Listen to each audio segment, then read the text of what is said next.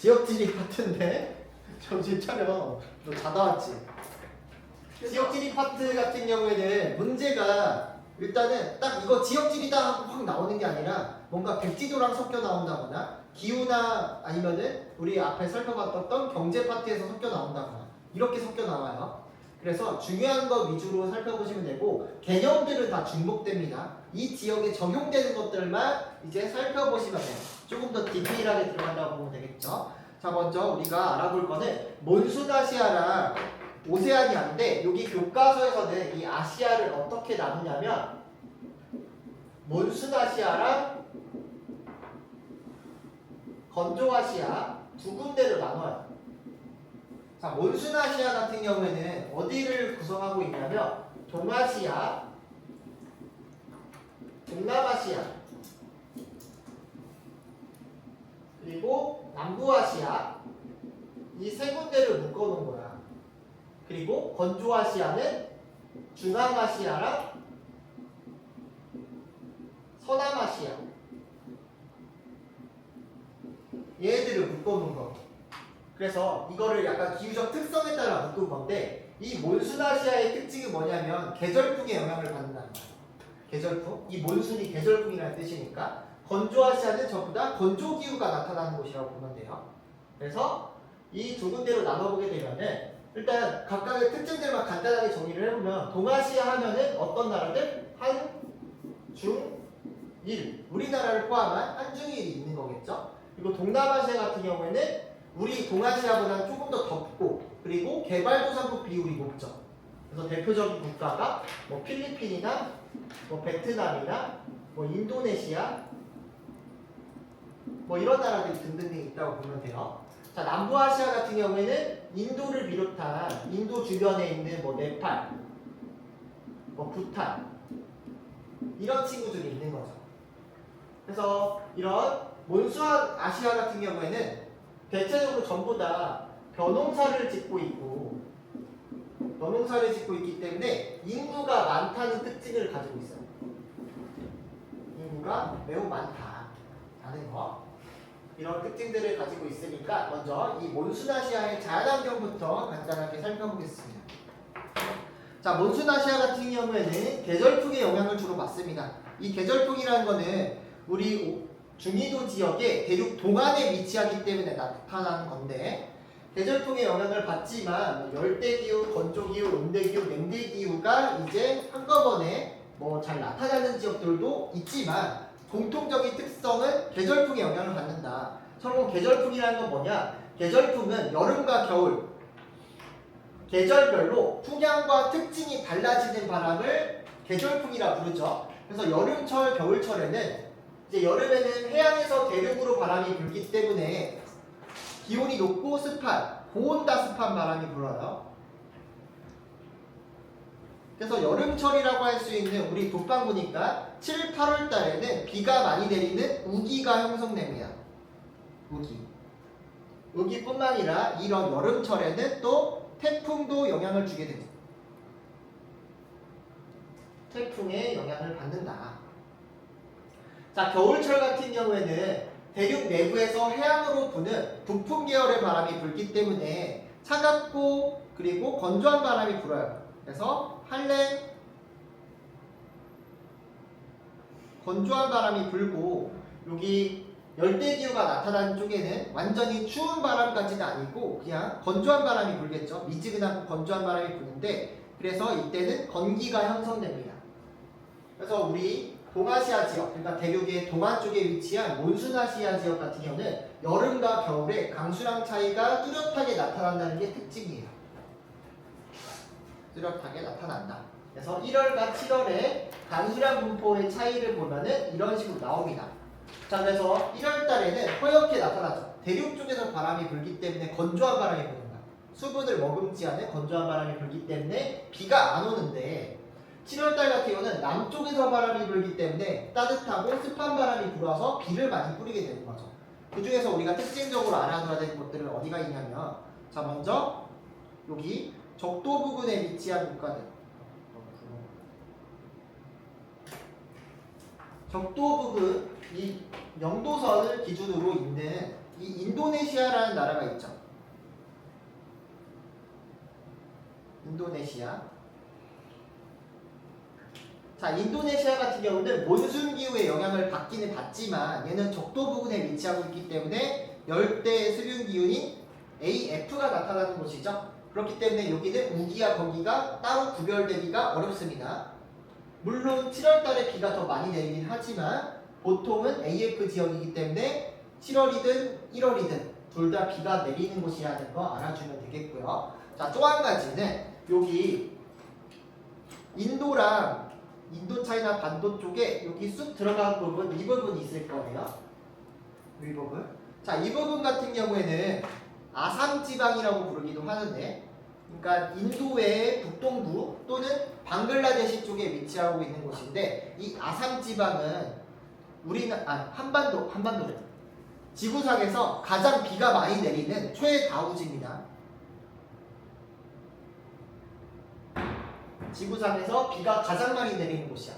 왜 가장 많이 내리냐면은 이 인도 북동부 쪽에 히말라야 산맥이 있죠. 이렇게 이쪽에 히말라야 산맥이 딱 막고 있죠. 막고 있는데 남쪽에서 바람이 불어와. 그럼 히말라야 산맥을 타고 바람이 위로 상승하겠지. 근데 그 바람은 습한 바람이지. 엄청나게 많은 습기를 가지고 있는 바람이야. 그게 히말라야 산맥을 타고 올라가. 그러면은 구름이 엄청나게 많이 형성되겠지. 그래서 비를 여기다 다 뿌리는 거야. 그래서 히말라야 산맥을 건너편 넘어가게 되면 여기는 비가 와요, 안 와요? 여름인데도 불구하고 안 오지.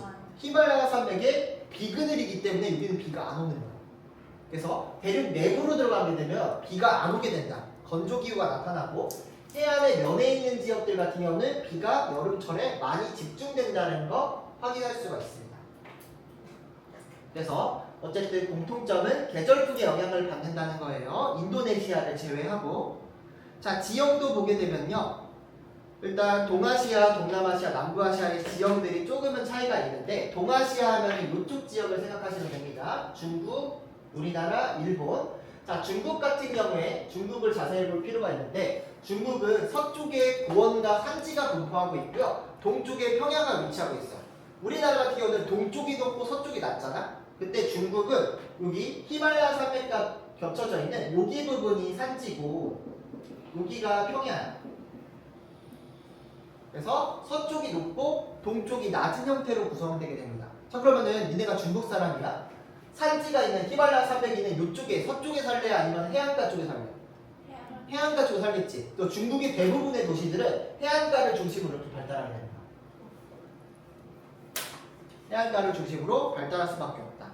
그래서 중국의 대표적인 도시 상하이나 베이징 전부 다 여기 중국의 해안가 쪽에 위치한다고 보시면 되겠습니다. 자, 그렇기 때문에 항상 하천이라는 거는 산에서 시작해서 바다로 끝난다고 했지. 그러면은 우리 지구상에서 제일 높은 산이 어디야? 제일 높은 산맥 히말라야 산맥이지. 그래서 모든 강들은 산에서 시작해. 그래서 히말라야 산을 기준으로 흘러가는 강들이 있어요. 그래서 자세히 보면은 어떤 강들이 있냐면, 자, 히말라야 산맥을 기준으로 해서 이렇게 흘러가는 황하강이 있고,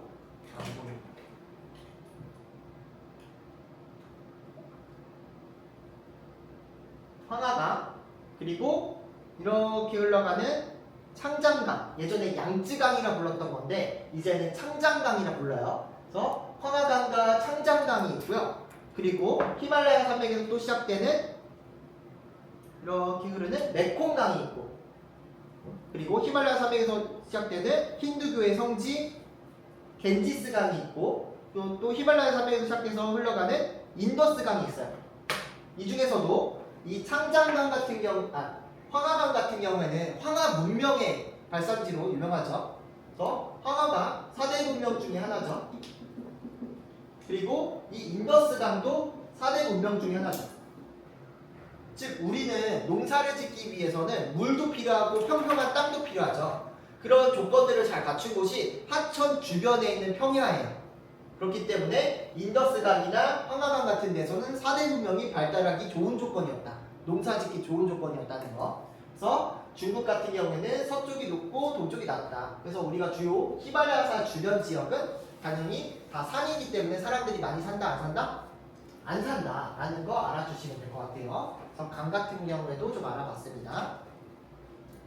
자, 그리고 일본 같은 경우에는 환충돌의 경계 지역이라고 했죠. 환태평양 조산대에 속하기 때문에 이제 지진과 화산 활동 활발하게 일어나는 거 알 수 있고, 그래서 일본에서는 어떤 발전을 많이 한다고요? 지열 발전을 많이 돌린다. 지열 발전이나 온천을 활용한 관광 산업들이 발달했다는 걸 알 수 있습니다. 자, 그다음에 동남아시아 보도록 할게요. 동남아시아 한다면은 이 중국과 인도 사이에 있는 이 부분부터 여기 아래 부분까지를 동남아시아라고 얘기해요. 그래서 여기 있는 툭 튀어나온 부분을 뭐라 부르냐면 인도 차이나 반도라고 합니다. 인도랑 중국의 사이에 있는 반도라고 해서 인도 차이나 반도라고 해요. 그래서 인도 차이나 반도부터 해서 여기 인도네시아 지역까지 동남아시아로 칩니다. 자, 이런 동남아시아는 알프스 히말라야 조산대의 산맥이 남북으로 분포하게 된다. 히말라야 산맥이 이런 식으로 분포하기 때문에 여기를 기준으로 남쪽이라고 보시면 됩니다. 자, 그래서 계절풍에 의한 지형성 강수가 많이 발생한다. 그래서 여름철에 지형성 강수로 인해 많은 우기가 발생하게 되겠고요. 그리고 동남아시아 쪽으로 쭉 흘러가는 메콩강이라고 하는 강은 중국부터 시작을 해서 어디로 흘러가냐면 베트남까지 흘러가요. 즉 하나의 하천인데 한 국가만 흐르는 게 아니라 여러 국가를 거쳐서 흐르게 되지. 이런 하천을 뭐라 부르냐면 국제하천이라고 불러. 그럼 제 생각해봐. 제일 상류가 어느 나라에 있어? 중국에 있지. 그럼 중국 애들이 이 메콩강에서 한 얘네가 인구가 많으니까 1억 명이 가서 똥을 쌌어. 그럼 메콩강은 물은 깨끗할까 더러울까? 더럽겠지. 그래서 하류에 있는 베트남 애들은 좋아하겠어 싫어하겠어? 중국을?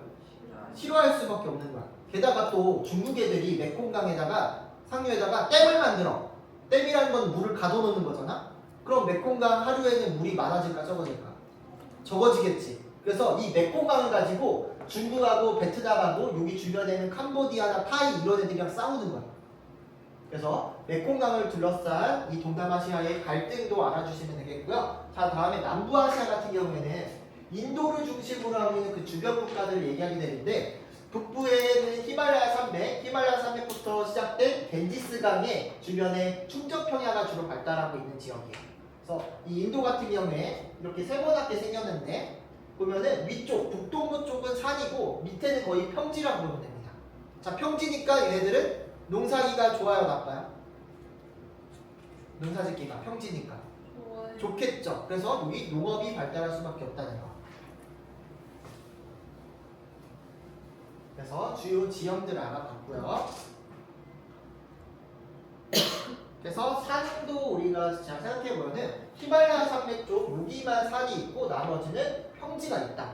이 평지는 하천이 흘러가면서 만들어낸 평지라고 보면 됩니다. 그래서 여기 인도네시아 같은 경우도 그렇게 산이 많지는 않다는 거. 그리고 여기가 필리핀이죠. 필리핀은 여러 개의 섬으로 이루어진 화산섬이라는 것도 알아주시면 됩니다. 자, 그래서 몬순아시아 같은 경우는 농업적으로 어떻게 이용하고 있는지 확인해 보도록 할게요. 자, 먼저 이 몬순아시아의 주식이라고 할 수 있는 거는 쌀이 되겠죠. 쌀 같은 경우는 높은 기온과 많은 물이 필요하기 때문에 주요 재배지는 역시나 계절풍의 영향을 받는 아시아의 충적평야 지역이라고 보시면 되겠습니다. 또 쌀을 많이 짓는 지역은 아무래도 쌀 짓기 좋은 기후 환경이나 지형도 갖고 있겠지만 인구가 많은 지역일수록 당연히 쌀을 많이 먹겠지.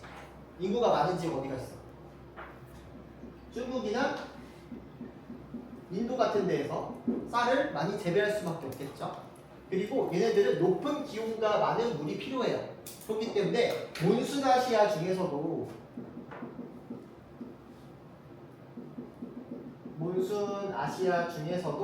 주로 남부 지역을 중심으로 잘 나타난다라고 보면 되고요. 북부 지역 같은 경우에 반대로 북부, 그러니까 중국의 북부 지방이라고 부르는 화북 지방 같은 경우에 또는 몽골 같은 경우에는 쌀농사를 짓기에는 조금 건조하기도 하고 뜨겁지도 않아. 그래서 얘네들은 주로 뭘 키우게 되냐면 얘는 밀을 키워. 그래서 우리 중국 요리하면은 면 요리라던가 아니면은 만두 아니면은 그런 밀가루 음식들이 발달된 것들 있죠. 걔네들은 중국의 남부가 아니라 북부에서 발달하고 있는 음식인 거야. 그리고 중국에서 매운 음식 유명한 것들 있지. 우리가 사천 요리라고 그러잖아. 그런 것들은 더운 데서 매운 거 먹을까 추운 데서 매운 거 먹을까? 짜고 매운 거는 더운 데서 먹는 거야. 더운 데서. 짜고 매운 거는 더운 데 쪽에서 먹는다는 거 기억해 주시면 됩니다. 자, 다음에 차 보도록 하겠습니다. 차 같은 경우에는 우리가 플랜테이션 작물로 얘기를 했었죠. 그래서 AM 지역에서 주로 키운다고 했습니다. 차는 재배 조건이 뭐냐면 기온이 높고 강수량이 많아야 돼. 근데 또 한 가지 특징은 배수가 양호해야 돼. 물 빠짐이 좋아야 된다는 거야. 그래서 우리 제주도 수학여행 갔을 때 차 봤던 적 있죠. 근데 제주도는 기반함이 뭐야? 현무암이지. 그래서 비가 왔을 때 비가 고이지 않고 밑으로 다 빠져버려. 그리고 제주도는 우리나라 남부 쪽에 위치하니까 기온도 높고 강수량도 많죠. 근데 물 빠짐도 좋아. 그러니까 차를 재배할 수가 있는 거야. 그리고 또 차로 유명한 데가 보성이 있죠. 보성 같은 경우에는 얘네는 물 빠지면 안 좋단 말이야 원래. 그래서 어떻게 지었냐? 산에다가 지은 거야. 산에다가 이렇게 차밭을 지어놓으면 비가 오더라도 비가 경사를 따라 내려가겠죠. 그래서 중요한 거는 배수가 양호한 지역인데 차로 유명한 지역들은 어디가 있냐면 기온이 높고 강수량이 많은 중국의 남부 지역, 그리고 인도의 북동부 지역, 그리고 스리랑카라고 하는 섬이 있어요. 인도 옆에 있는 작은 섬나라인데 이 스리랑카가 있는 섬 이름이 실론 섬이야. 실론 어디서 들어보지 않았어? 실론티. 실론티가 무슨 차야? 네, 먹어봤니? 녹차야, 홍차? 홍차지, 홍차. 홍차로 유명한 데가 스리랑카인데 스리랑카 하면 차 이거 하나만 기억하시면 돼요. 스리랑카는 차다. 실론티 이렇게. 네. 뭐요? 실론티. 그다음에 커피 보겠습니다. 자, 커피 같은 경우에는 열대 우림 기후에서 발달해요, 아니면 사바나 기후에서 발달한다 그랬어? 내가 저번에 얘기했지. 촉촉한 거랑 건조한 거 나더라고. 커피는 촉촉해, 건조해?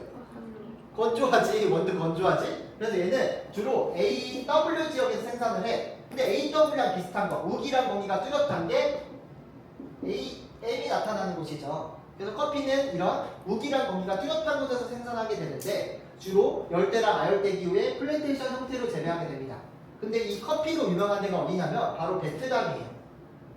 베트남. 베트남 같은 경우는 세계에서 두 번째로 커피 생산을 많이 하는 나라입니다. 첫 번째가 어디게? 커피. 커피. 블루 마운틴 커피 들어보셨나요? 네. 브라질. 브라질이 1등이고 2등이 베트남. 베트남 놀러 가면 무조건 커피 마셔야 돼요. 조금 먹기 싫더라도 먹어야 돼요. 왜냐면 2위니까. 그래서 베트남이 커피로 유명하다는 거 꼭 기억해 주시기 바랍니다. 인도네시아도 커피로 유명하긴 한데 인도네시아는 그것보다는 더 유명한 것들이 많아서 일단 인도네시아는 건너뛰고, 다음에 모카 보겠습니다. 모카 같은 경우에도 건기와 우기가 뚜렷해야 돼. 즉 얘도 말라야 되잖아. 건기가 있어야 되는 건데 무상기간이 긴, 그러니까 더운 온대나 열대기후 지역에서 주로 생산하게 되는데 주요 재배 지역으로는 중국의 중부 지역, 화중 지역이나 인도의 데칸고원을 줄 수 있어요. 인도의 데칸고원 같은 경우에는 인도가 이렇게 생겼으면은 이 중심부에 있는 게 데칸고원이에요. 이 데칸고원은 어떻게 만들어진 거냐면은 용암이, 현무암질 용암이 흘러서 만들어진 용암대지야. 용암대지이기 때문에 역시나 여기도 물빠짐이 괜찮은 편이에요. 그래서 여기서는 모카를 많이 생산한다. 평평하고 물빠짐이 좋아서. 모카는 이 인도를 기억해 주시는 게 중요합니다. 중국이랑 인도. 우리나라에는 원래 모카라는 게 없었어. 근데 누가 갖고 왔지? 훔쳐왔지? 누가 갖고 왔어? 문익점 아저씨가 중국 가서 이거 붓펜 뚜껑에다가 모카씨 넣어가지고 온 거잖아. 근데 이걸 자꾸 모카라고. 모카는 아니에요. 그래서 우리도 속옷을 입게 되었다. 모카로 인해. 이런 작물들이 있다는 거 확인해 주면 되고요. 여기 부분도 한번 살펴보도록 하겠습니다. 쌀, 차, 커피의 몬순아시아 생산량 상위 5개국. 자, 쌀 같은 경우에는 역시나 인구 부양력, 인구랑 관련돼 있다고 보시면 돼요. 이거는 인구랑 관련돼 있다. 그래서 인구가 많은 지역일수록 쌀 재배를 많이 하게 되는데 특히 중국의 남부 지역 그리고 인도 지역, 인도의 남부 지역, 중남부 지역 그리고 방글라데시, 인도네시아 같이 인구가 많은 지역일수록 쌀 생산량이 많습니다. 자, 그러면 얘네들은 쌀 수출을 많이 할까요? 적게 할까요? 얘네들은 쌀 수출을 많이 할까? 적게 할까? 적게 해요. 왜? 얘네들은 쌀 생산하는 이유가 뭐야? 지들 먹으려고 하는 거지. 얘네들은 국제적 이동량이 적은 거야. 반면에 인도 사람들은 쌀도 먹지만 빵도 많이 먹어. 인도의 북동부 사람들은 빵을 많이 먹는단 말이야. 그래서 얘네들은 쌀이 좀 남아. 그래서 인도는 쌀의 수출을 좀 많이 하는 편이에요. 인도는 쌀 수출을 많이 한다. 그래서 뭐 아메리카 대륙이나 그쪽으로 많이 수출을 하게 되는데 이 쌀들을 우리가 먹는 그런 자포니카종이라 그래서 끈적끈적한 게 아니라 얘네들은 조금 인남이라 그래서 다 흩어지는 그런 쌀을 생각하면 됩니다. 다음에 차 보겠습니다. 차 같은 경우에는 차의 본고장이라고 할 수 있는 중국 같은 데가 당연히 생산량이 많고요. 중국, 인도는 워낙 뭐 다들 많으니까 포인트 지역은 스리랑카예요. 스리랑카가 나오면은 무조건 차로 가시면 되겠습니다. 실론티. 니네 녹차랑 홍차가 같은 종류의 잎인 거 알고 있어? 녹차랑 홍차? 차라는 작물이 따로 있는 거고 녹차는 생잎을 이렇게 해서 우려서 먹는 거고 홍차는 얘를 말린 다음에 볶아가지고 이렇게 볼국 빨갛게 만든 다음에 이렇게 먹는 거예요. 다르게 같은 차례. 자, 다음 커피 보겠습니다. 커피는 어디를 기억해야 되냐면 베트남 꼭 기억하라고 그랬죠. 베트남과 인도네시아.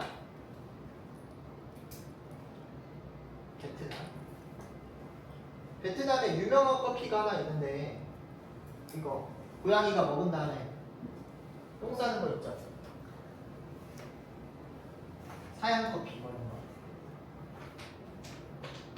자, 지역별 농업도 한번 보도록 하겠습니다. 동아시아 같은 경우에는 중국을 집중할 필요가 있는데 중국이 아무래도 땅덩어리가 크니까 중국 같은 경우에는 남부 쪽 같은 경우는 계절풍의 영향을 많이 받아서 비가 많이 내리고 북부는 춥고 건조하다고 보시면 돼요. 그래서 중국의 남동부 지역 같은 경우는 벼의 이기장, 그러니까 1년에 벼를 2번 지을 수 있어. 왜? 덥고 습하니까. 고온다습한 기후를 활용해서 벼의 이기장을 발달하기 때문에 여기서는 쌀과 관련된 음식들이 많이 발달되어 있습니다. 밥과 관련된 거. 특히 좀 더울수록 어떤 음식들이 많이 발달하냐면 향신료가 많이 들어가고 볶음, 기름을 많이 쓰는 음식들이 발달하게 돼요. 그래서 볶음밥 같은 게 유명하게 되겠고 북동부 지역 같은 경우는 밀과 옥수수, 그러니까 비가 좀 안 내리기 때문에 상대적으로 좀 건조하기 때문에 여기는 밭농사를 많이 짓습니다. 그래서 밀과 관련된 음식들, 뭐 만두라던가 면 요리라던가 이런 것들이 북동부 지역에 발달하게 됩니다. 그리고 내륙 지역이라고 할 수 있는 몽골 지역이나 사막이 있는 곳들이 있죠. 여기서는 주로 유목을 많이 하겠죠. 그리고 오아시스 농업들을 한다. 여기는 동아시아지만 건조기후랑 관련된 생활 모습들을 가지고 있고요. 자, 동남아시아 보게 되면은 동남아시아는 하천 주변의 충적 평야에서는 벼의 이기장, 벼농사를 많이 짓습니다. 그래서 베트남 같은 데를 들 수가 있겠죠. 베트남이나 타이 이런 곳들에서 이제 벼의 이기작들을 주로 한다. 특히 또 베트남과 타이 같은 경우에는 산을 면하고 있기 때문에 경사가 급한 산지들이 있는데 그 산지에서는 계단식 논 같은 것들을 조성해서 벼농사를 하고 있고요. 또 플랜테이션들이 발달했는데 플랜테이션은 열대 기후에서 행해지는 상품작물의 단일 상품작물을 재배하는 것을 말하게 되겠죠. 그래서 보통 우리가 인도네시아 AF가 나타나는 인도네시아 같은 경우에는 주로 어떤 작물들을 재배하게 되냐면 팜유라던가 기름야자 아니면은 천연 고무 같은 것들을 많이 생산하게 돼요. 촉촉한 거. 팜유 촉촉하지? 고무 촉촉해 건조해. 고무 촉촉하죠. 자, 그리고 베트남 같은 데는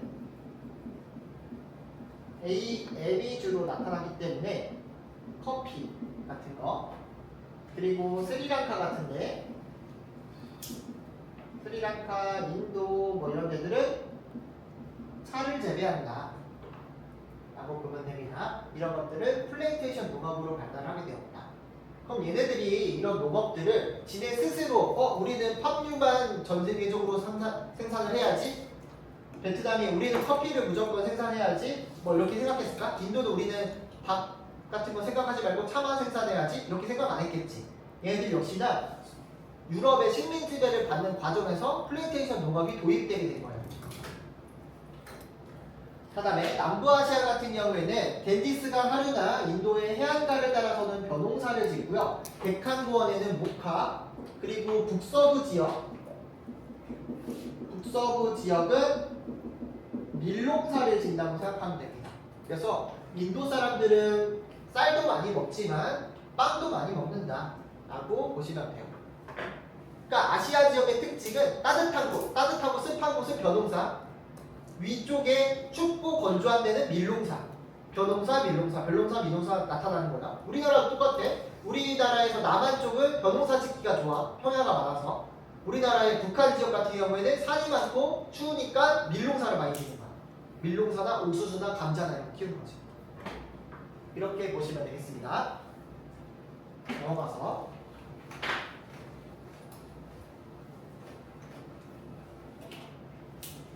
자, 몬순아시아의 의식주 문화도 한번 보도록 할게요. 동아시아 같은 경우는 살기가 많은 쌀을 이용한 음식들이 많이 발달했다고 했었죠? 쌀. 그래서 우리나라의 떡이나 일본의 스시 같은 것들을 들 수가 있다는 거. 특히 일본의 스시 같은 경우에는, 일본 같은 경우에는 섬나라죠. 섬나라기 때문에 해산물이 많죠. 해산물이 많아서 얘들을 초밥으로 만들었다고 합니다. 그러니까 해산물이 너무 많이 나오니까 얘네들이 생선을 잡았어. 근데 생선은 그냥 두면 썩어버리잖아.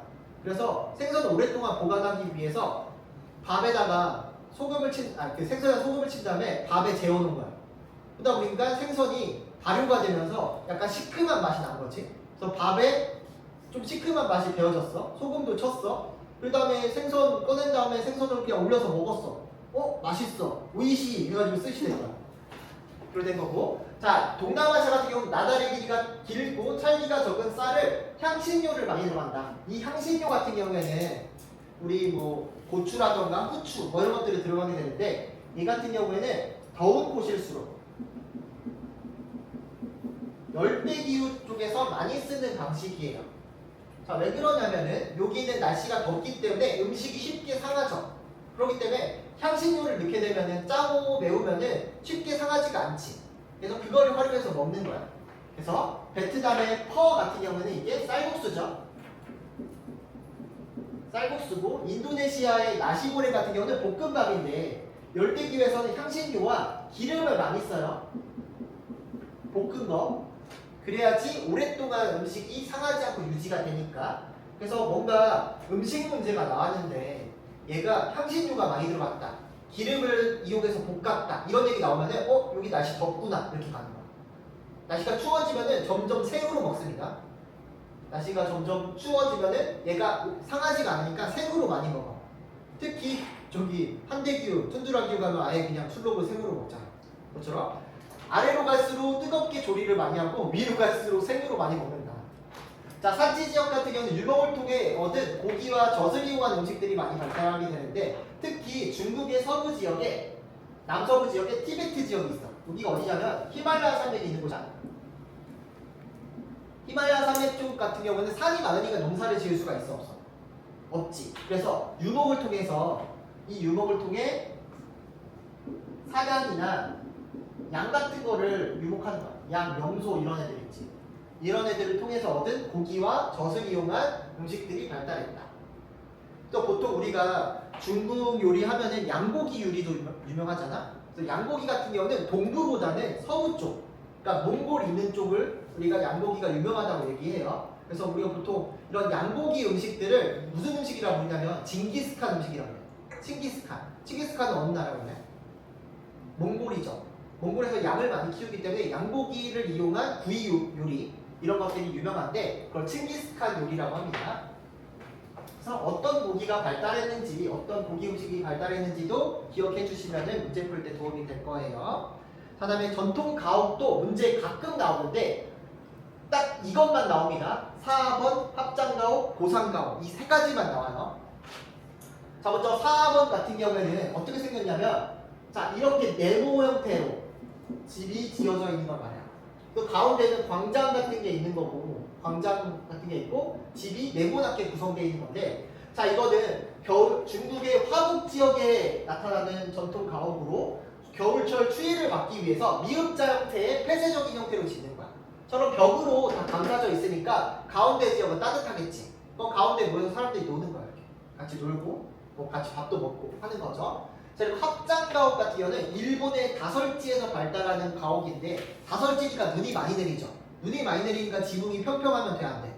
안 되죠. 그래서 지붕의 경사를 이렇게 급하게 만들어 놓은 가옥이에요. 그래서 눈이 쉽게 흘러내리도록 그래서 이렇게 급하게 만들었다. 냉대기후 지역의 가옥과 비슷하죠. 그래서 일본의 다설지 쪽, 그러니까 저기 삿포로 있는 쪽이라고 생각하면 됩니다. 고산가옥 같은 경우는 우리 열대기후에서도 알아봤는데 동남아시아 열대기후의 전통 가옥으로 자 이렇게 고상식으로 짓는데 지면과 굉장히 떨어져 있다는 거죠. 그래서 해충의 침입을 막고 습기를 차단하고 열기를 차단하기 위해서 이렇게 고상식으로 짓고 지붕의 경사 역시나 급하게 만드는 거지.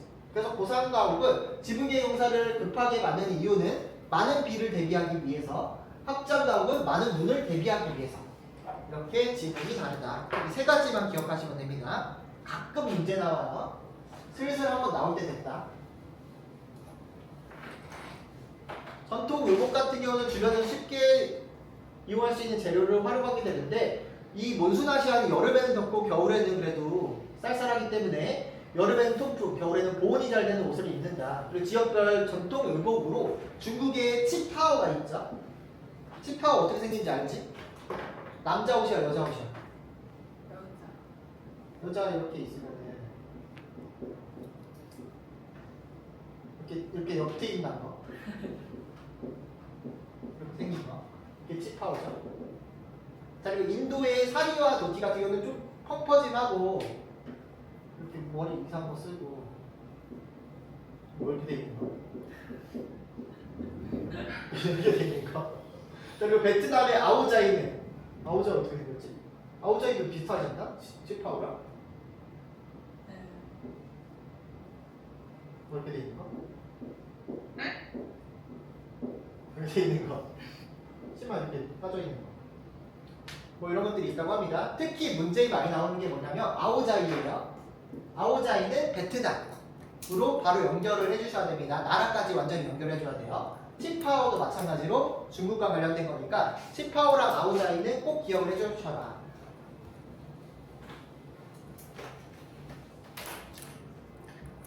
그래서 몬순아시아의 자연환경 쪽까지 이제 풀어봤습니다. 자 그럼 문제 몇 가지만 풀어볼 건데 우리 2번 문제 한번 보도록 할게요. 자 이렇게 하천 문제가 나오면 여러분들 많이 당황을 할 건데 이 하천 문제 같이 한번 보도록 하겠습니다. 자 가부터 한번 보도록 할게요. 가는 몬순아시아에서 가장 긴 강으로 티베트고원 시장고원을 발원해서 동중국해로 유입하며 세계 최대 용량의 수력발전소인 산샤스댐이 있다. 이 댐이 뭐냐면 중국에서 가장 긴 강, 짱 길다. 그래서 창짱강이에요. 짱 길다. 그래서 옛날에는 이걸 양쯔강이라고 불렀어. 근데 양쯔강은 원래 창장강의 지류 중에 하나거든. 그러니까 무심천 같은 거야. 그 무심천을 우리나라에서는 무심천과 연결된 금강이라고 안 부르고 그걸 무심강이다 이렇게 부르는 거야. 그러니까 중국의 입장에서 아니거든. 이거 짱 긴 강이거든. 창장강이거든. 아니면 장강이라고 부르는 거예요. 그다음에 나 푸른 사막에서 시작해서 보아이해로 흘러드는 하천으로 하천 유역의 황토지대는 토양이 비옥해 곡창지대를 이루고 있으며 이를 바탕으로 고대 문명이 발생했대. 고대 문명. 4대 문명 하면 뭐가 있지? 황하 문명, 그리고 인더스, 또 메소포타미아, 또 이집트가 있지. 중국에 황하 문명이 있고 인도 쪽에 있는 인더스가 있고 메소포타미아 같은 경우는 무슨 강과 관련돼 있어요? 티그리스, 유프라테스 강. 갑자기 기억났지? 이집트는 무슨 강이라고 생각 있어? 나일강과 관련돼 있지. 얘네들의 공통된 특징은 뭐냐면 전부 다 하천 유역에 발달했다는 거야. 문명이라는 거 뭐냐면 예전에는 이 원시인들이 다 각자 따로따로 살면서 돌아다니면서 살았단 말이야. 문명이라는 거는 사람들이 모이면서 만들어지게 되는 거야. 모이려면 어떻게 되냐? 정착을 해야 돼. 정착을 하려면 농업, 먹고 사는 게 계속 안정적으로 유지돼야 된다는 거죠. 즉 농업이 가능한 곳에서 문명이 발생한 건데 특히 이 황하강과 인더스강 같은 경우에는 하천 유역의 평야 지역에서 농사가 가능하니까 어떤 농사? 쌀 농사가 가능하니까 얘네들이 여기 모여서 살았거든. 그리고 얘네들은 밀농사를 한 거고 얘네들은 쌀 농사를 짓는 거고. 그래서 이렇게 살았다. 자, 그래서 이 강이 황허강이 됩니다. 원래 이것도 황하라고 불렀었거든. 황하. 근데 하가 하천 하자야. 그러면 그냥 누런 강이잖아.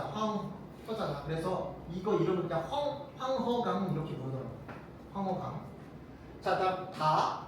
시장고에서 발원을 해서 인도 차이나 반도로 흘러간대. 아까 말했던 이 인도 차이나 반도는 동남아시아를 말하죠. 동남아시아 쪽으로. 그래서 남중국해로 흘러간대요. 남쪽으로.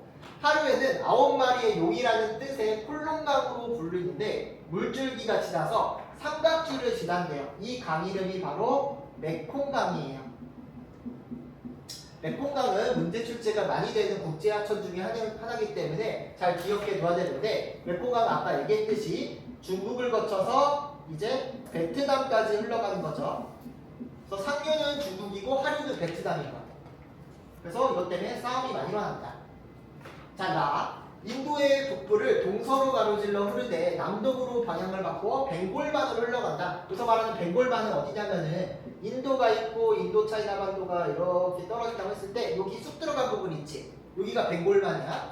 자, 이쪽으로 이렇게 흘러간다는 얘기죠. 자, 하천 유역에는 시바 신의 도시로 알려진 바라나시 그리고 영국령 인도 시절의 수도였던 콜카타 등이 있대요. 즉 이 강은 힌두교의 성지인 무슨 강? 그쵸, 겐지스 강이죠. 자, 겐지스 강 같은 경우에는 힌두교의 성지예요. 자, 그래서 인도에서 유명한 강이 두 군데가 있어. 겐지스 강과 이렇게 흘러가는 인더스 강이 있어요. 인더스 강은 아까 얘기했듯이 우리 4대 문명 중에 하나가 발생한 곳이라고 보면 되겠죠. 그래서 여기 히말라야 산맥부터 발원을 해서 이렇게 흘러가는 거는 인더스, 겐지스, 이렇게 가는 거는 인더스. 겐지스, 인더스 기억해 주시면 됩니다. 자, 기억. 자, 다는 힌두교 신자들이 성스럽게 여기는 하천이다. 이거는 무슨 하천? 겐지스 강이라고 그랬죠. 그래서 라가 되겠지. 자, 니은 가 유역은 나 유역보다 경지 면적 중 벼농사 비율이 높다. 벼농사를 짓는지 밀농사를 짓는지를 확인하기 위해서는 북쪽인지 남쪽인지를 확인하면 되겠지. 자, 창장강과 황허강 누가 더 북쪽일 것 같아요?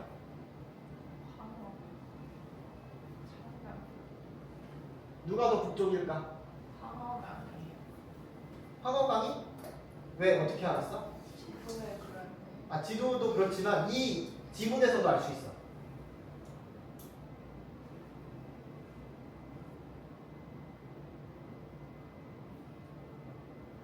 자, 여기 찌했던 황토지대 있지.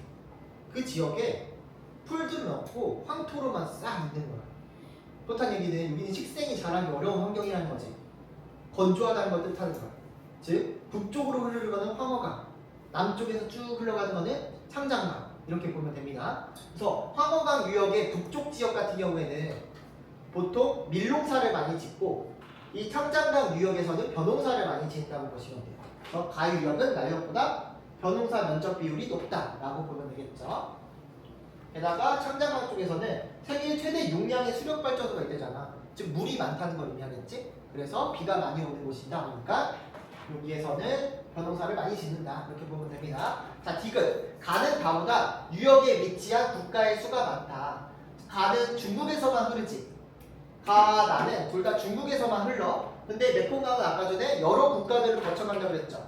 중국부터 시작해서 캄보디아, 뭐 타이, 베트남까지 흘러간단 말이야. 그래서 위치한 국가의 수가 더 적다라고 보면 되겠습니다. 자, 리을. 나의 항구는 나의 항구보다 저위도에 위치한다. 저위도. 하구라는 거는 이제 하천이 끝나는 지점, 바다랑 만나는 지점을 말하죠. 라는 겐지스강인데 겐지스강은 여기서 끝난다고 했어요. 그리고 나의 하구는 중국이 이렇게 있으면 이렇게 흘러가지. 그래서 여기가 더 저위도라고 보시면 되겠습니다. 그래서 정답은 리을. 이런 문제 나오면 여러분들 다 틀리겠죠? 그래서 어렵게 나올 때 이런 식으로 좀 지역적으로 나올 수도 있다. 빡세니?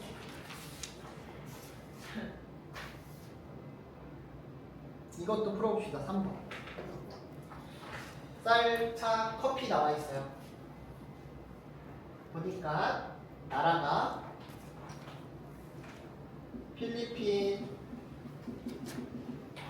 여기 베트남, 여기는 인도네시아, 여기는 뭐야?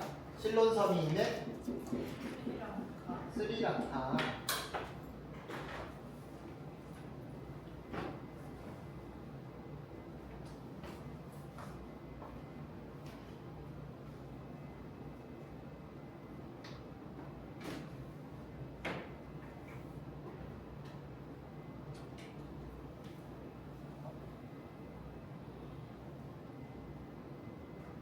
가나다라만 맞춰봅시다. 가나다라만.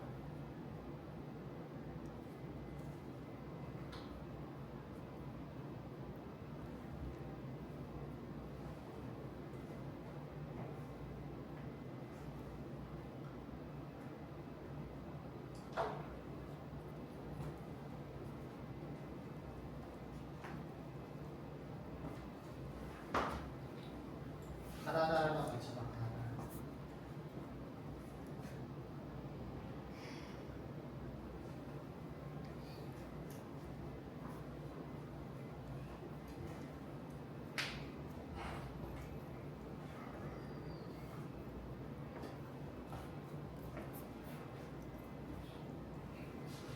한별 맞지?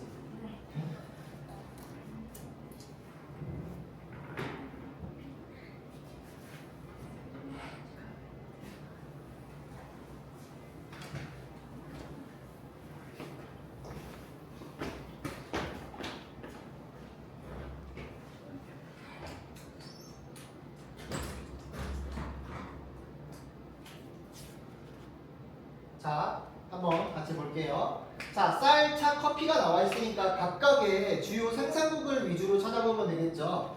자, 먼저 가 같은 경우는 쌀을 많이 생산하고 있어. 가랑 나는 쌀을 많이 생산해. 일단은 그거는 알겠어. 다음에 다는 차를 많이 생산하네. 차는 어디라고 했어? 그치, 스리랑카가 되는 거야. 자, 나를 보니까 커피가 눈에 띄네요. 커피를 가장 많이 생산하는데 베트남. 자, 그러면은 인도네시아랑 필리핀만 나누면 돼. 자, 인도네시아랑 필리핀 누가 더 땅덩어리가 커요? 인도네시아가 크죠? 자, 그러면 쌀을 누가 더 많이 생산할까? 인도네시아가 많이 생산하겠죠? 여기가 인도네시아, 여기가 필리핀이라고 보면 됩니다. 필리핀. 자, 1번. 가의 대표적인 변동사 지역으로는 메콩강 삼각주가 있다. 메콩강은 어디로 흘러가는 거라고 했어? 이렇게 흘러가는 거야. 그러다 보니까 여기 인도네시아 쪽으로는 메콩강 흘러요? 안 흘러요? 안 흘러요. 자, 그리고 메콩강 삼각주 이거는 하구에 있는 거니까 얘는 딱 베트남을 한정지어서 얘기한 겁니다. 자, 2번 아오자이. 아오자이는 어느 나라? 베트남. 이거는 딱 특정해서 문제가 나와요. 아오자이 하면 베트남.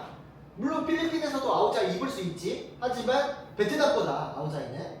자, 다 환태평양 조산대에 위치해 화산활동이 활발하다. 환태평양 조산대에 위치한 국가로는 필리핀과 인도네시아를 들 수가 있겠죠. 4번 라는 시사군도를 둘러싼 중국과의 분쟁 당사국이다. 시사군도가 어디냐면 남중국해에 위치한 중국에 있는 뭔가 작은 섬들인데 얘네들을 가지고 분쟁 지역을 꾸준히 만들고 있는 국가들이에요. 그래서 이 필리핀이나 베트남 같은 경우에는 이 시사군도를 가지고 분쟁을 하고 있는 곳입니다. 자, 그 다음에 5번 나는 필리핀은 국가 내 불교 신자 비율이 높은데 필리핀 높다라고 되어 있는데 필리핀 같은 경우는 여기 동남아시아에서 유일하게 거의 크리스트교를 신봉하는 국가죠. 크리스트교를 신봉하는 국가다. 이따가 종교하겠지만 인도네시아는 이슬람교, 스리랑카 같은 경우에는 주로 불교인데 불교와 힌두교 로 인한 분쟁이 많이 발생하고 있는 국가들이고 베트남 같은 경우에는 주로 불교를 믿고 있는 국가다라고 보면 됩니다. 자, 그래서 이제 뒤로 넘어가서 몬수나시아와 오세아니아 2, 3 보도록 하겠습니다.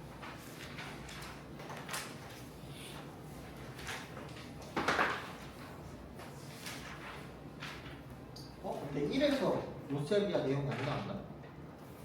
내가 건너뛰었나? 아니 안 나왔어. 안 나왔지? 자, 다음에 자원을 보시겠습니다. 자원 같은 경우는 우리가 지역과 관련해서 잘 생각하는 게 중요한데 자원에서 보통 우리가 시원생 때 만들어진 안전육계 주변으로는 어떤 자원이 많다고 그랬지? 철광석이 많고요.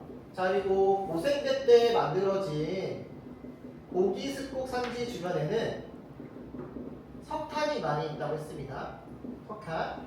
자, 그리고 중생 때부터 신생 때에 걸쳐서 만들어진 신기습곡 산지 여기에서는 석유랑 천연가스, 뭐 구리 이런 것들이 많다고 했었죠. 자, 그래서 얘네들이 어느 시대에 만들어진 땅이냐에 따라서 이런 자원들이 다른데 먼저 중국부터 보겠습니다.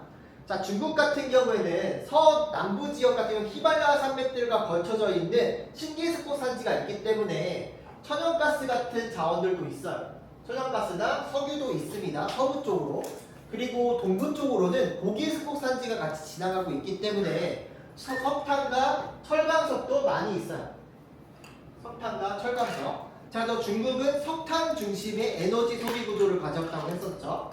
그래서 어떤 자원의 수요가 많이 증가를 하고 있냐면 석탄과 철광석을 유독 많이 쓴다라는 거죠. 특히 중국은 석탄 중심의 소비 구조를 가지고 있다라는 거 살펴보시면 되겠습니다.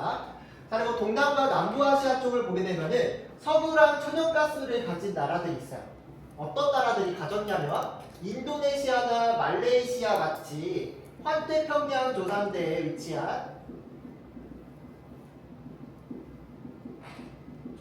위치한 나라들 같은 경우에는 석유와 천연가스를 어느 정도 가지고 있습니다. 하지만 얘네들이 좀 성장하지 못했던 이유는 이거를 충분히 개발할 수 있는 기술력이 좀 딸려요. 그리고 인구도 너무 많아. 그렇기 때문에 얘네들이 크게 성장하지 못하는데 인도네시아랑 말레이시아가 있는데 그 섬 중에 브루나이라는 나라도 있거든? 브루나이라는 나라는 거기도 석유가 많이 나와서 걔네들은 우리나라보다 GDP가 높아요. 엄청 잘 살아. 근데 유명하지 않지. 그냥 알게 모르게 잘 살고 있다고 합니다. 자, 그래서 얘네들 같은 경우에는 열대기후를 활용한 바나나나 커피, 천연 고무 같은 플랜테이션 농업을 많이 하게 되는데 특히 이 커피 같은 경우는 어느 나라에서? 베트남에서. 천연 고무 같은 경우에는 인도네시아 쪽에서 많이 생산을 하고 있다는 겁니다. 자, 다음에 오스트레일리아 같은 경우에는 보면은 오스트레일리아 땅덩어리가 이렇게 귀엽게 생겼죠? 고양이 모양이지? 고양이 모양으로 되어 있는데 동부 쪽에 그레이트 디바이딩 산맥이라고 하는 고기 습곡 산지가 있죠? 그레이트 디바이딩 산맥이라고 하는 고기 습곡 산지가 있고 대부분의 인구들이 여기에 모여서 살아. 여기에 오스트레일리아 사람들이 대부분 몰려 살고 여기 안쪽에는 건조 기후가 나타나. 다 건조해. 자 그리고 여기 북부 두 개의 뿔 쪽에는 무슨 기후 나타나지? A, W 나타나고 여기 아래쪽에는 C, S가 나타나지. 그래서 여기 대륙의 대부분의 지역들은 다 건조 기후가 나타난단 말이야. 그리고 가운데 지역은 거의 안정육계로 평평해. 평평하고 건조 기후가 나타나. 산이라고 하면은 여기 동쪽 끝에 고기 습곡 산지 하나밖에 없는 거야. 그러니까 어떤 자원이 많이 나냐면 고기 습곡 산지를 중심으로 석탄과 철광석이 많이 나타나. 석탄과 안정육계 여기 지역에서 철광석. 그래서 동부의 고기 습곡 산지와 철광석, 안정육계 지역에서 많이 생산되게 되는데 오스트레일리아에서 석탄하고 철광석으로 우리가 기억을 해주시면 좋은데 오스트레일리아는 공업이 발달했어 안 했어? 공장. 여기는 공장이 별로 발달하지 않았어. 왜냐하면 이 공장이라는 건 물건을 생산하는 거잖아. 물건을 생산하면 이걸 써주는 사람들이 있어야 되잖아. 근데 호주는 사람들이 많아서 적어. 얘네 인구가 3천만 명밖에 안 된다고. 2천만 명, 3천만 명밖에 안 돼. 그럼 물건을 생산하면 쓸 사람이 없어. 그럼 사오는 게 더 싸단 말이야. 그래서 얘는 자원은 많아. 근데 자원은 그럼 어떻게 하냐? 얘네들 전부 다 수출해. 석탄하고 철광석을 전부 다 수출해. 어차피 우리는 안 쓸 거니까 어디로 수출하냐면 중국으로.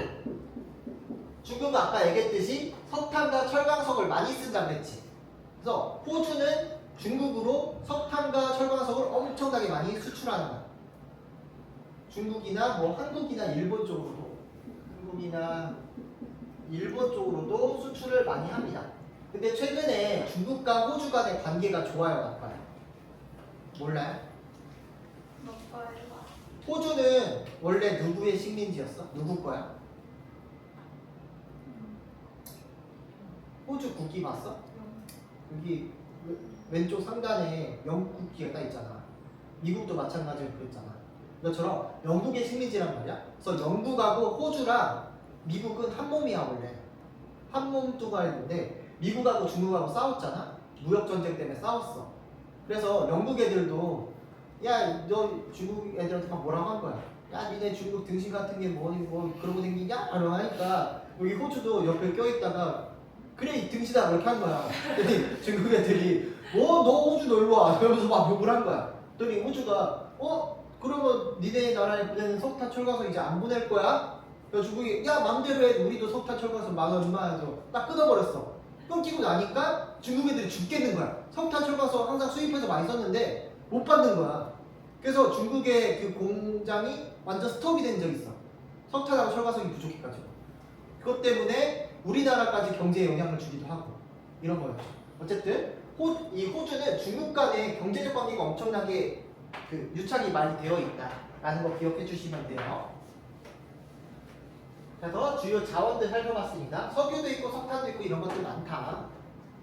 자, 그래서 주요 자원의 특징과 이동보다는 석탄 같은 경우에는 산업용으로 많이 이용되게 된다고 했었죠. 제철공업과 석유 발전, 화력 발전 용으로 많이 쓰이는데 인도네시아랑 오스트레일리아에 석탄이 많아요.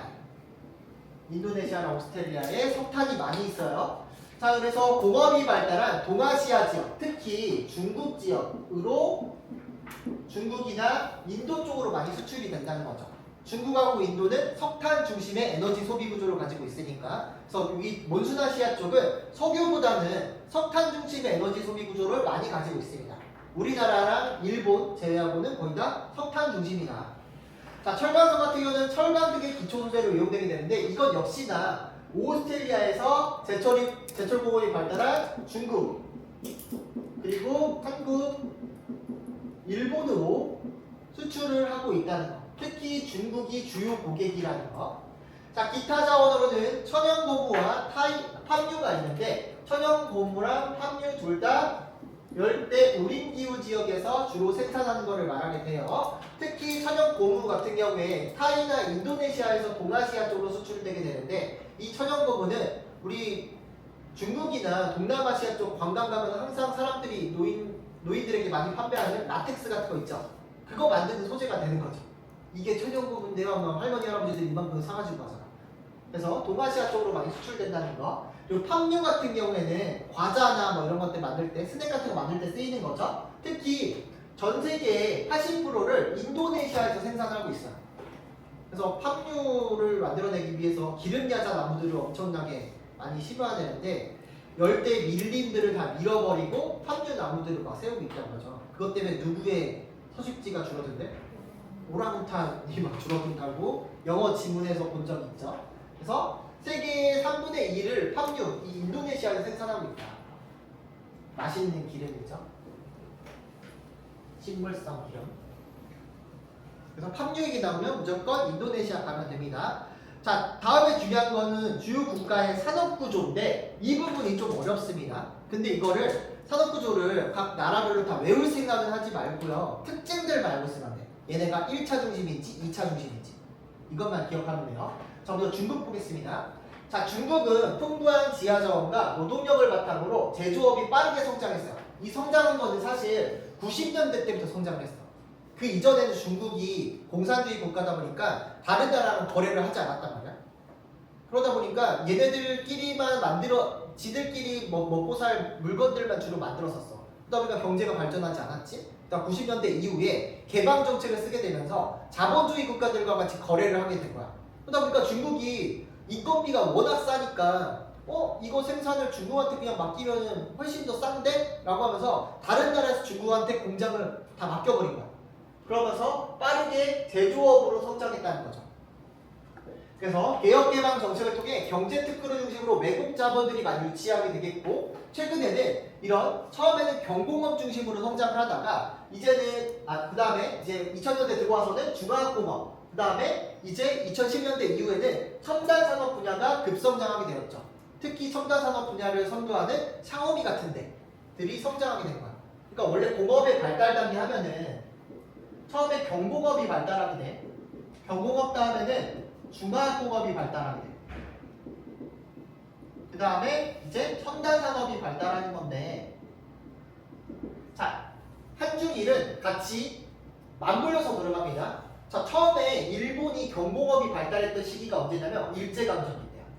일제강점기 때 여러 가지 신발이나 이런 것들, 의류 같은 거 만드는데 얘네들의 노동력이 어디서 구했냐면 우리나라를 강제 점거하면서 우리나라 사람들께 공장을 돌린 거야. 그러다가 이제 일본 애들은 1930년대 이후부터 전쟁을 준비하면서 중화학공업으로 발전하게 된 거지. 그러다가 최근에 80년대에서 90년대 들어와서는 첨단 산업으로 이게 소니나 이런 기업들이 발달하게 되면서 전자제품으로 유명해진 거야. 그러다가 우리나라는 1960년대 때 경공업이 시작돼. 그러다가 70년대, 80년대 중화학공업 성장하고 2000년, 90년대 이후에 첨단 산업이 된 거지. 중국은 좀 더 늦은 거야. 90년대 때에는 경공업, 2000년대에는 중화학공업, 2010년대 이후에는 첨단 산업. 우리나라보다 한 20년씩 늦은 거야. 그럼 중국 다음이 어디냐? 이런 단계가 일본 다음에 한국 다음에 중국이 오잖아. 근데 중국도 경제 성장을 하면 인건비가 높아지잖아. 그럼 중국에 있던 경공업 공장들이 어디로 가냐?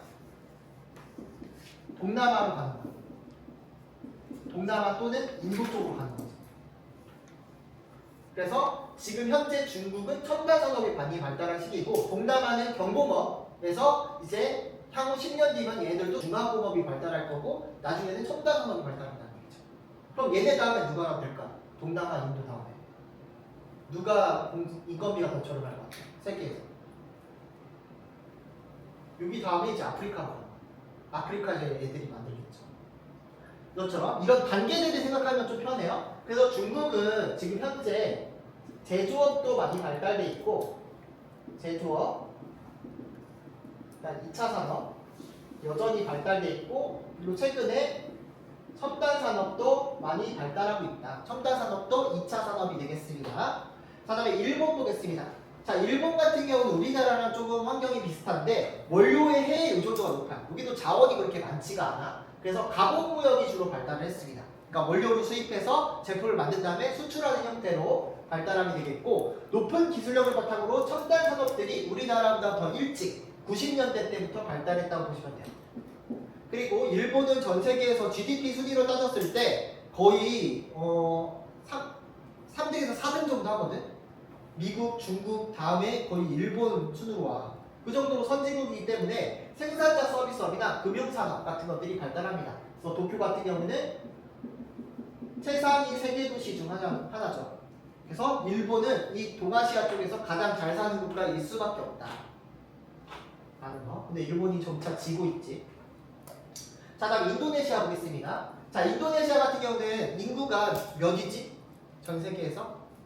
인중미인 4위지. 그 정도로 인구가 많은 곳이에요. 인구가 많다 보니까 당연히 GDP도 높아. 왜냐면 GDP라는 건 그 국가에서 사람들이 벌어들이는 돈의 합이니까 GDP가 높아요. 근데 얘네들은 뭘로 먹고 사냐? 주로 플랜테이션 농업을 바탕으로 1차 산업 중심이 많이 나타나요. 그리고 노동지락적인 제조업이 이제 슬슬 발달하고 있는 거죠. 중국에서 옮겨온 공장들이 발달하고 있다. 그래서 인도네시아 같은 경우는 1차 산업과, 그리고 인도네시아는 아까 전에 석유 같은 자원들이 있다고 했죠. 광업 같은 석유나 천연가스를 활용한 에너지 산업도 많이 발달돼 있고, 최근에는 경공업도 발달하고 있다. 이렇게 이해를 하시면 될 것 같습니다. GDP도 상당히 이제 인구가 많아서 높고, 1차 산업과 광업, 그리고 2차 산업, 경공업이 주로 발달하고 있다라고 보면 됩니다. 자, 다음에 인도 보겠습니다. 자, 인도 같은 경우는 농업부터 수공업, 정보통신 기술 산업에 이르기까지 산업의 범위가 다양합니다. 인구도 많기 때문에. 인구도 되게 많죠. 인구 지금 거의 1위니까. 자, 그리고 인도 같은 경우는 특이하게 영국의 식민 지배를 받는 과정에서 영어가 공용어로 떠오르게 돼요. 영어를 사용합니다. 영어를 사용하다 보니까 어디에 좀 같이 초점을 맞출 수 있냐면 정보통신 기술 산업에 큰 영향을 주게 돼요. 그래서 인도 사람들을 전부 다 이제 공대 위주의 교육 정책으로 인해서 애들을 다 공대생으로 키워내. 그러면서 이제 이 인도라는 나라는 미국의 완전 반대편이잖아. 또 미국 사람들이 잘 때 인도 니네들이 이 바톤을 이어받아서 일을 해. 그러면은 그 회사는 24시간 돌릴 수가 있는 거잖아. 그래서 미국 쪽이 인도 쪽을 많이 키워줘요. 그래서 이 정보통신 기술 산업들이 발전하게 되었다. 그래서 첨단 산업이 발달한 지역들이 생기게 되는데, 인도의 벵갈루루라든가 하이델아바드 이런 지역들이 첨단 산업, IT 산업들이 많이 발달하게 됩니다. 산업들이 많이 발달한다는 거. 그래서 인도는 GDP도 당연히 높고, 그리고 첨단 산업들이 많이 크게 발달하였다라고 기억해 주시면 되겠습니다. 다음에 오스트레일리아 볼게요. 오스트레일리아 중요한데, 자, 오스트레일리아 같은 경우에는 지하 자원이 풍부해서 광업이 주로 발달했습니다. 이 광업은 1차 산업이에요, 2차 산업이에요? 1차야, 2차야? 광업은 2차야. 1차 산업은 자연물을 그대로 채취하는 거지. 그럼 광업도 자연물을 채취하는 거잖아. 이 돌을 캐는 거잖아. 근데 이 돌을 캐서 바로 이렇게 쓰는 게 아니지. 한번 가공을 거친 다음에 쓰는 거지. 내가 땅 이렇게 빡 찍어서 했다고 석탄이 쫙 나왔네 이렇게가 아니잖아. 쓰려면 이걸 가공을 해야 되다 보니까 광업은 2차 산업으로 칩니다. 그래서 주로 광업이 발달했는데, 광업은 석탄하고 뭐를 캐는 거예요? 얘는 철광석을 캐는 거죠. 그래서 이 2차 산업들이 주로 발달했지만 제조업은 발달하지가 않았어요. 왜? 얘네들이 인구가 적기 때문에 얘네 물건들을 많이 만들 필요가 없는 거야. 값싸게 중국이나 이런 데서 사올 수가 있으니까 굳이 공장은 만들지 않는다.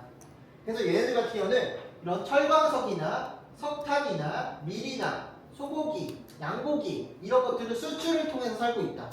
그래서 1차와 광업, 그리고 관광산업인 3차 이걸로 먹고 살고 있는 나라예요. 하지만 오스트레일리아는 선진국이에요, 개발도상국이에요? 선진국이죠. 선진국이야. 경제적 순위 당연히 높습니다. 선진국이라 쓴 거예요. 3차. 자, 뉴질랜드는 오스트레일리아 옆에 있는 나라인데 얘들 같은 경우는 축산물 가지고 주로 먹고 살고 있습니다. 양 같은 것들을 많이 키우죠. 양. 얘네는 목재 산업이나 관광 산업들이 주로 발달했기 때문에 뉴질랜드는 역시나 1차와 3차 중심이라고 보면 되겠고, 뉴질랜드도 선진국이에요, 개발도상국이에요? 얘도 선진국입니다. 1인당 GDP가 높은 선진국이다.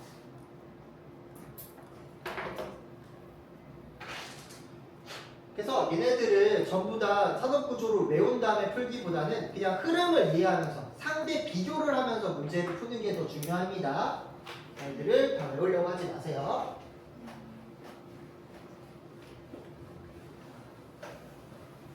그래서 아래쪽 보면은 이거 그래프가 나오는데 한번 보도록 할게요. 자, 주어진 자료가 뭐냐면 1차 산업, 2차 산업, 3차 산업 주어져 있고요. 그리고 국내 총생산이라는 게 나오는데 이게 바로 GDP입니다.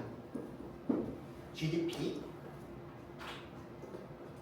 자, GDP 같은 경우는 그 국가에 사는 사람들이 벌어들이는 돈의 합이야. 그러다 보니까 당연히 인구에 비례를 할 수밖에 없겠죠. 인구에 비례를 하고, 그리고 선진국일수록 당연히 높게 나타나게 됩니다. 자, 그래서 여기 대표적인 지역들의 GDP 순서들을 선생님이 적어놨는데, 여기 몬순아시아 지역에서, 자, 중국 같은 경우에는 이 GDP 수위가 세계 GDP 순위가 2등이에요. 1등은 누구게? 인구도 많고 선진국인 1등은 어디야? 미국이 되겠죠? 1등이 미국이고요. 2등이 중국이에요. 근데 차이가 좀 많이 난다는 거. 자, 3등이 어디냐면, 세계 3등이 어디냐면 일본이에요. 세계 3위가 일본이다. 일본도 인구가 1억이 넘죠. 그러다 보니까 또 워낙 큰 선진국이다 보니까 세계 3위 정도 차지한다고 보면 됩니다. 인도 같은 경우가 인구가 많은데 얘네들은 평균적으로 못 사는 개발도상국이잖아. 그렇기 때문에 얘네들 같은 경우도 순위가 좀 떨어져요. 세계 5위인가 6위 정도? 5, 6위 정도 됩니다. 좀 떨어진다는 거. 인구는 많지만. 자, 그 다음에 오는 데가 우리나라. 그 다음이 인도네시아. 인도네시아는 석유랑 이런 것들 많이 나오니까. 그 다음이 이제 대만이나 아니면 타이, 태국이 들어가고요. 그리고 싱가포르 같은 경우에는 워낙 작은 나라고 인구가 적은데 얘네가 워낙 잘 살다 보니까 순위에 끼는 거지. 싱가포르. 그리고 방글라데시는 인구빨이에요. 인구. 베트남도 관광산업, 2차 산업과 3차 산업이 많이 발달했기 때문에 좀 그래도 성장한 곳이다 라고 보면 되고, 이 이외의 지역들은 진짜 개발도상국 중에 개발도상국이라고 보면 돼요. 많이 아직 개발이 안 된 곳이다. 자, 그래서 좀 보게 되면은 중국 같은 경우는 국내 총생산 자체가 엄청나게 크죠. 크고 보면은 3차 산업과 2차 산업의 비중이 매우 높은 거 알 수 있습니다. 특히 이 2차 산업에서 제조업과 첨단 산업 제조업이 크게 성장을 했겠죠. 자, 그리고 일본, 그리고 선진국일수록 항상 3차 산업의 비중이 매우 높아. 그래서 일본 같은 경우가 3차 산업 비중이 매우 높은 이런 그래프를 보이고 있고요. 인도네시아 같은 경우는 1차 산업의 비중도 많이 높죠. 그래서 1차 산업에 들어가는 천연고무나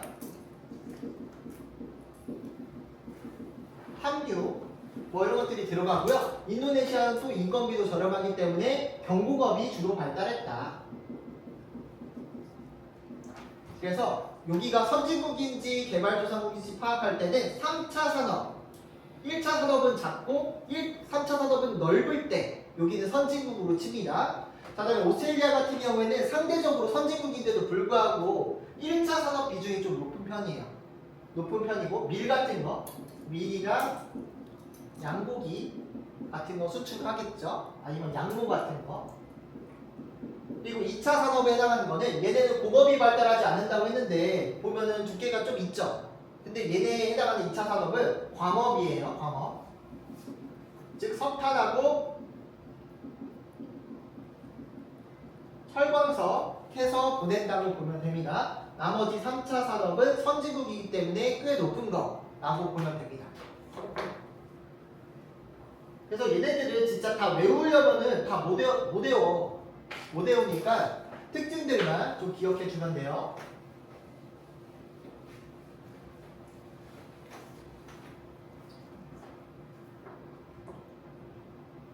자, 다음에 경제협력 쪽 보겠습니다.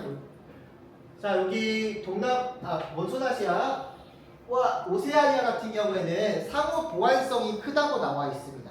왜냐하면 얘네들은 보면은 경쟁 관계보다는 서로 이런 지하 자원의 수요나 산업 구조의 차이가 큰 거예요. 특히 동아시아 지역과 오스트레일리아 지역이 딱 맞아 떨어지는데 동아시아 지역 같은 경우에는 산업 발달 수준은 높아.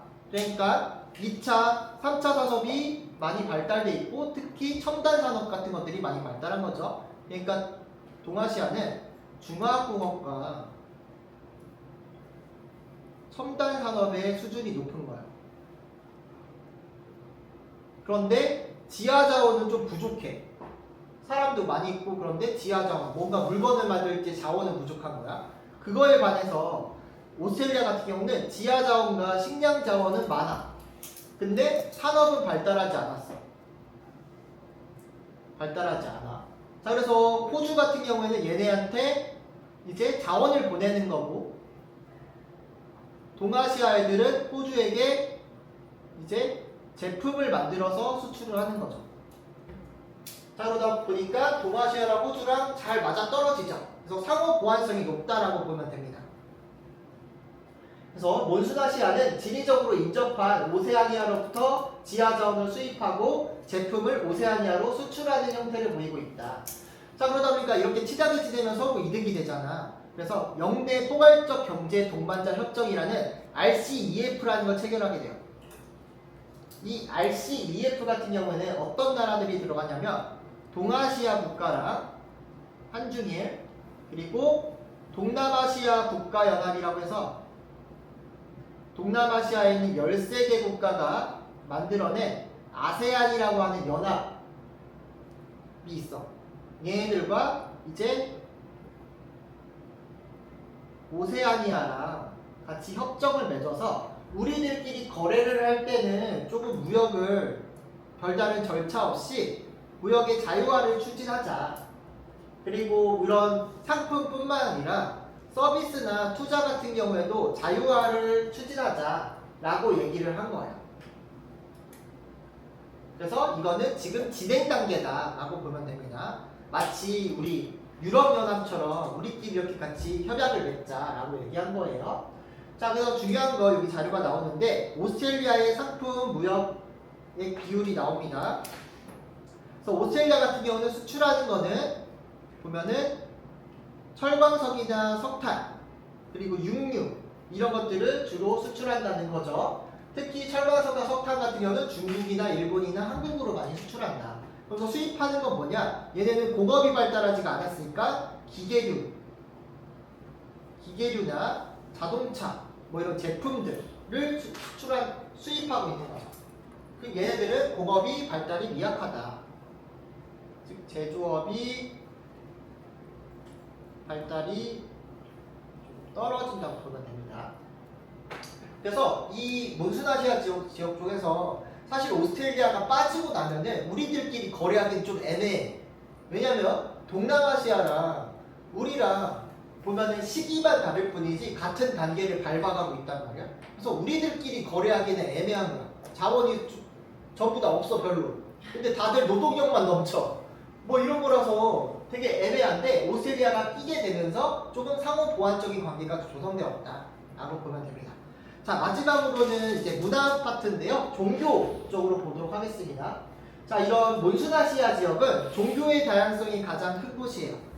종교의 다양성이 큰데, 자, 그래서 크리스트교, 이슬람교, 불교, 힌두교 같은 세계 4대 종교가 모두 분포하고 있는 곳입니다. 그래서 어디 있는지를 보게 되면은 크리스트교 같은 경우에는 여기 필리핀과 오세아니아, 그러니까 오스트레일리아와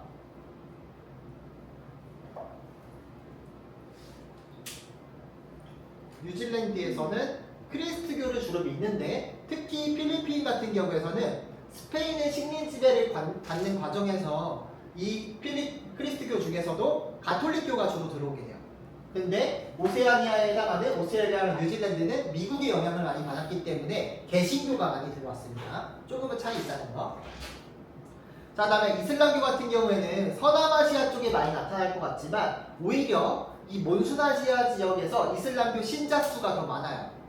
그래서 파키스탄이라던가 방글라데시, 파키스탄과 방글라데시는 원래 하나의 나라였던 거 아시나요? 영국의 식민지를 받기 전에 이 파키스탄 지역은 서파키스탄, 방글라데시는 동파키스탄이었어. 원래 하나의 나라였는데 인도가 이 가운데 딱 끼게 되면서 두 개로 갈라진 국가예요. 그래서 얘네들은 둘 다 이슬람 국가고요. 그리고 이 인도네시아 같은 경우에는 전 세계에서 이슬람 신자 수 1위입니다. 신자 1위 지역이 인도네시아다. 그리고 말레이시아 같은 경우에도 이슬람교를 믿는 국가들이 있다는 거 기억해 주시면 됩니다. 특히 여기서 잘 기억해야 되는 거는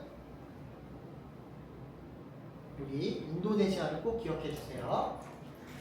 자, 다음에 불교 보겠습니다. 자, 이런 몬순아시아 지역에서 가장 넓은 범위로 퍼져나간 게 바로 불교인데 특히 인도 차이나 반도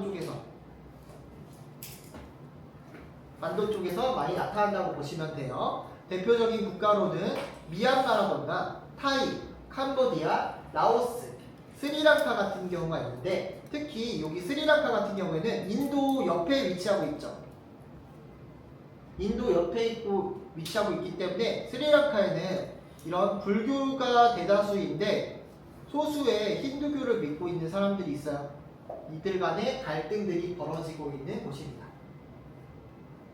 불교랑 힌두교. 자, 마지막으로 여기 힌두교 같은 경우에는 민족 종교죠. 민족 종교이기 때문에 힌두인들만 믿을 수 있어. 그러니까 힌두인에 해당하는 인도와 네팔에서 신자 비율이 높겠고 특이한 점은 여기 인도는 특이하게 이슬람교를 믿는 친구들도 많기 때문에 세계 이슬람 신자 수 2위라는 거. 인도네시아를 제외하고 제일 많은 신자 수를 가진 곳이라는 거 살펴보시면 되겠습니다. 그래서 종교가 매우 다양하기 때문에 어디가 포인트냐? 크리스트교는 필리핀, 이슬람교는 인도네시아, 불교 같은 경우는 대부분이 나머지는 거의 불교라고 보면 되고 힌두교는 인도랑 네팔 이렇게 보면 돼요. 자, 지역 갈등도 한번 보도록 하겠습니다. 지역 갈등도 갈등 문제에서 많이 나오게 되는데 자, 먼저 주역 중국 보겠습니다.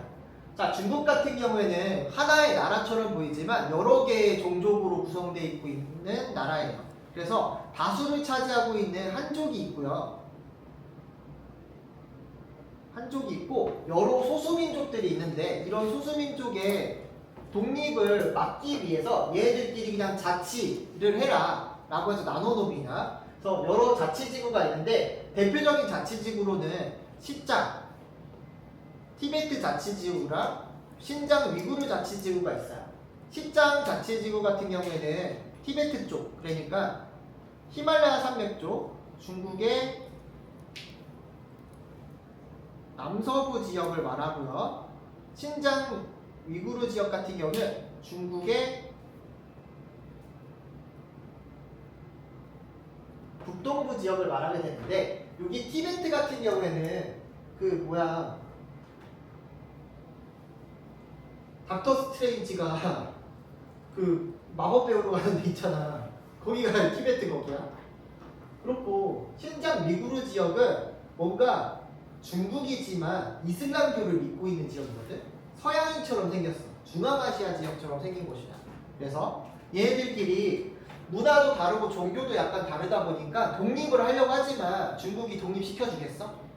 안 시켜주겠지. 왜냐하면 얘네들은 티베트 그리고 신장 여기 지역은 석유가 많이 나오는 곳이거든. 석유랑 천연가스가 많이 있어. 근데 독립시켜주겠어요? 안 하겠죠. 그래서 얘네들 같은 경우는 독립을 못하고 있다. 그래서 여기 같은 경우에는 티베트 불교라는 조금 특이한 불교를 믿고요. 그리고 신장 위구르 지역 같은 경우에는 이슬람교를 믿고 있는 친구들이 많아요. 주로 건조기와 나타나기 때문에. 그래서 이런 지역에 문제들이 생기고 있고, 그리고 중국은 남중국해 지역에서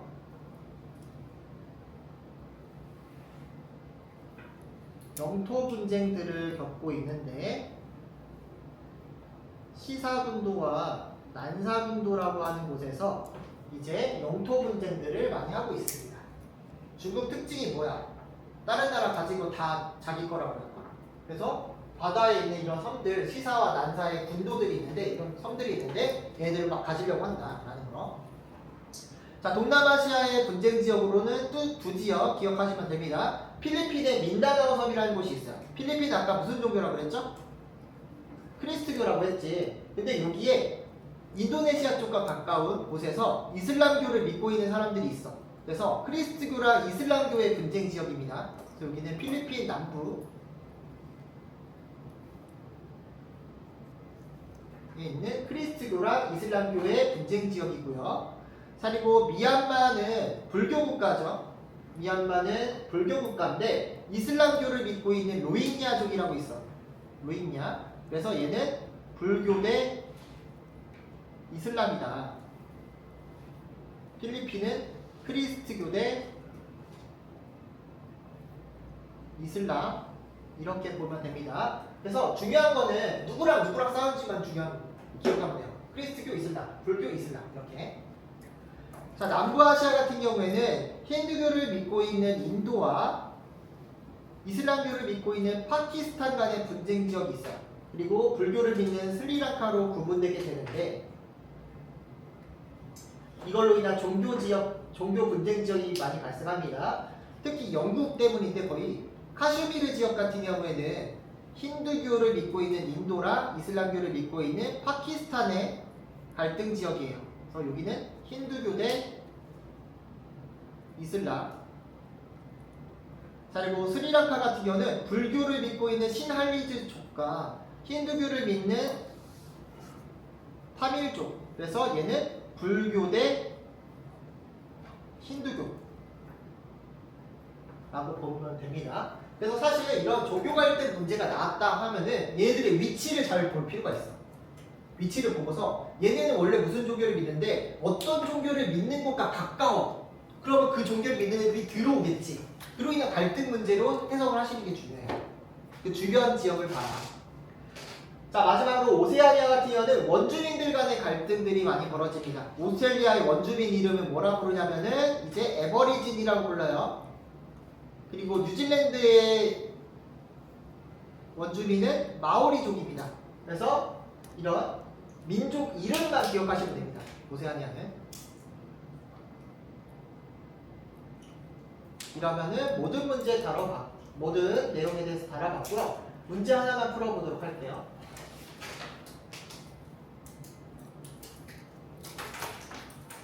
3번 문제 풀겠습니다. 3번 풀고 끝낼게요. 자, 지도에 표시된 국가들을 보게 되니까 여기 어디예요? 일본. 자, 여기 어디예요? 어디니? 캄보디아지. 캄보디아. 자, 여기는 오스트레일리아. 자, 여기는 인도가 나옵니다. 자, 그러면 익숙하지 않은 데가 한 군데 있지. 어디? 캄보디아가 익숙하지 않지. 익숙하지 않다는 얘기는 그냥 완전 개발도상국이라고 치고 시작하면 되는 거야. 자, 그러면은 자료가 어떤 자료들이 있냐면 보니까 국내 총생산, 즉 GDP가 나오고요. 1차, 2차, 3차 산업이 나와요.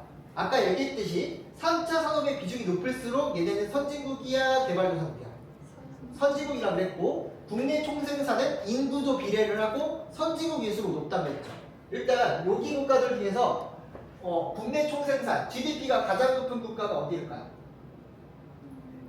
일본이 되겠지. 그래서 나를 보니까 1차 산업도 굉장히 작고 3차 산업 비중도 높고 국내 총생산 높은 거 봐서 얘를 일본으로 보시면 되는 거야.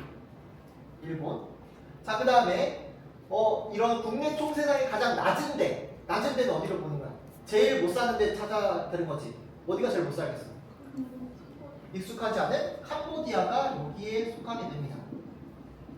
자, 그러면 이제 인도랑 오스트레일리아만 비교하던데, 인도랑 오스트레일리아. 자, 보면은 가 같은 경우에는 3차 산업의 비중이 높고 1차 산업의 비중이 좀 작은 편이죠. 다 같은 경우는 1차 산업의 비중이 좀 많은 편이고 3차 산업의 비중이 좀 적은 편이에요. 자, 어떤 게 인도일까요? 다가 인도죠.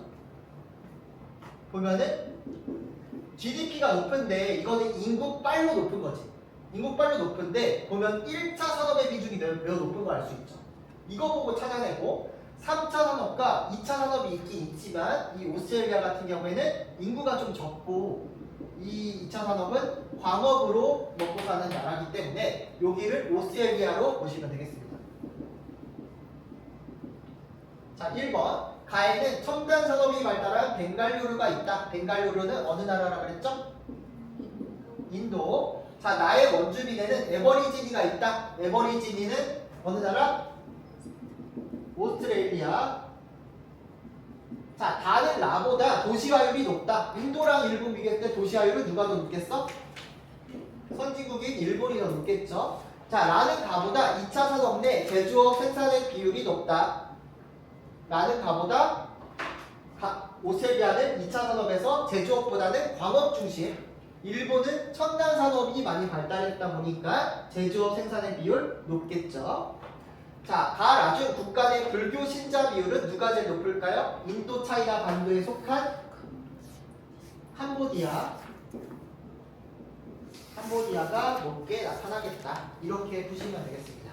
자, 나머지는 그냥 문제 풀면서 익숙하게 받아들이고 얘를 외우기보다는 해석하면서 문제를 푸시면 될 것 같아요.